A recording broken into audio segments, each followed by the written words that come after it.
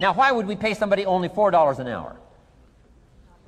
They're not very valuable to the marketplace. Now, we got to make that distinction, to the marketplace.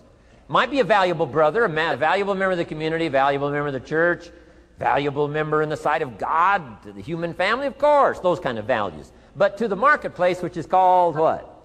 Reality. Reality is, if you're not very valuable, you don't get much money. Those are called the facts. I mean, that's how that is. Well, then how do you get more money? Simple answer. Somebody says, well, I'll go on strike for more. Well, here's a major problem with that. Here's a major problem with that. You can't get rich by demand.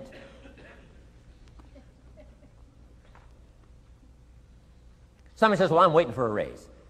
Why not just become more valuable rather than wait? I'm telling you, that's the key to all good things. Becoming more valuable.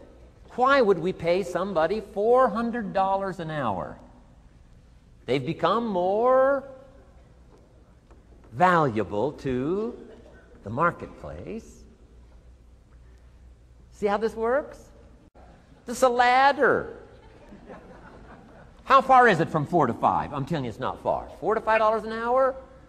If you work for McDonald's, haul out the trash, they'll pay you $5 an hour. If you whistle while you haul out the trash, they'll pay you $5 an hour. I'm telling you. You'll get an extra $1 just for a good attitude. Yay, McDonald's. Wear the hat. It's incredible. $5. And then you just keep becoming more valuable, more valuable, more valuable. I got a telephone call 5 years ago. Company said, we're ready to expand internationally. We need some help. I was sort of semi-retired. Right? Looking for the next exotic beach. They said, no, Mr. Rohn, we got a project for you. Right? Going to expand internationally. We could use your help. Next little while, we'll add some millions to your fortune, make it worth your while. I said, okay. I thought later, isn't that interesting that they called me? My second thought was, of course they'd call me. Who else would they call? I mean, you know, I can get the job done. Now, how come I got a telephone call worth millions? I had become valuable. Now, I'm a farm boy from Idaho. I was raised in obscurity. 1 year of college, and I thought I was thoroughly educated. Made all kinds of mistakes galore. At age 25, the creditors are calling me saying, hey, you told us the check was in the mail. I got pennies in my pocket. I got nothing in the bank. I'm behind on my promises. How come I get a telephone call 5 years ago and it's worth millions? I changed. I turned my life around. Is it possible to become worth millions? Speaking economically, now there's a lot of values to become, but let's just talk economics. Is it possible to become that valuable? And the answer is, of course, of course. Now let me give you the secret. Shoaff said, here's the secret, Mr. Rohn. Learn to work harder on yourself than you do on your job. Once I got that, it turned my life around. Learn to work harder on yourself than you do. Results. Every once in a while, you got to take a measure. See how you're doing with these three pieces: philosophy, attitude, activity. Now we take a measure called results. What is the results at the end of the day, the results at the end of the week? You can't let too much time go by without checking. When time goes by, 6 years I'd been out there working when I met my teacher, Mr. Shoaff. Shoaff said, well, Mr. Rohn, let's just go through a little summary here. He said, in the last 6 years, how much money have you saved and invested? I said, what?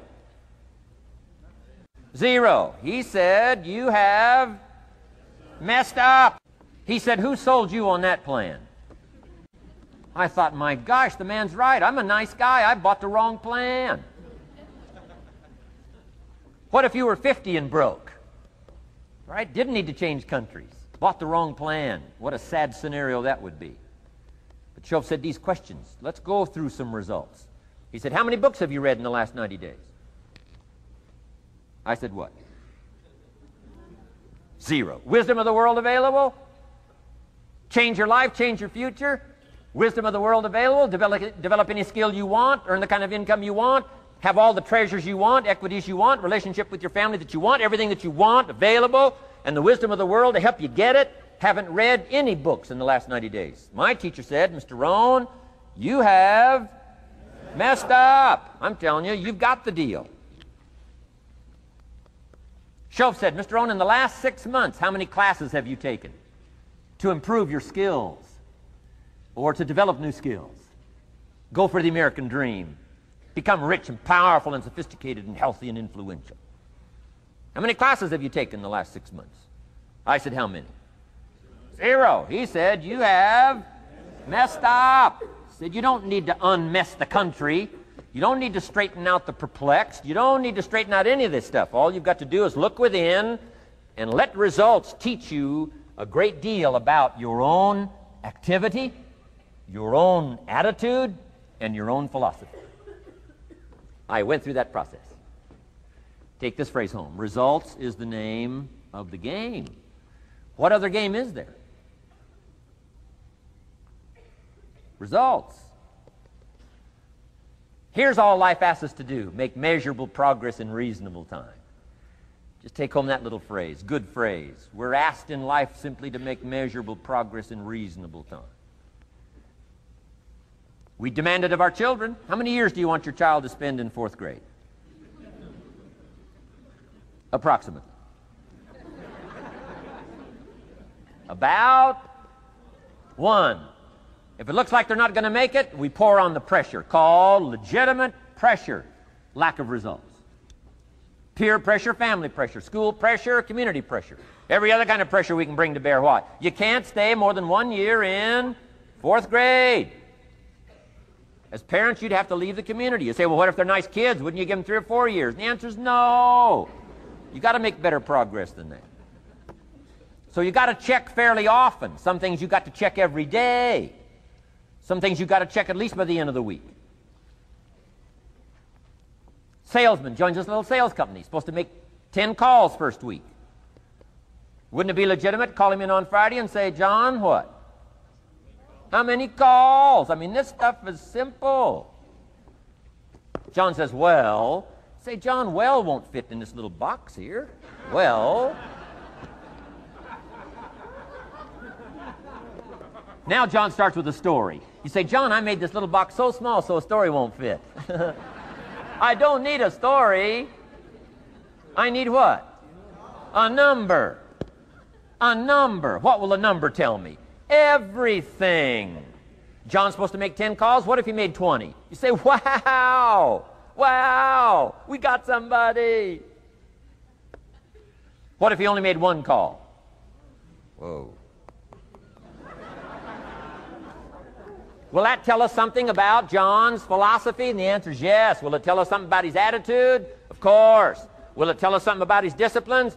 Of course. And if he wants a lesson in life change, all he has to do is be willing to face the numbers and come up with the results that will teach you to either celebrate if you got good results or fix whatever needs to be fixed in your philosophy, attitude, activity called disciplines.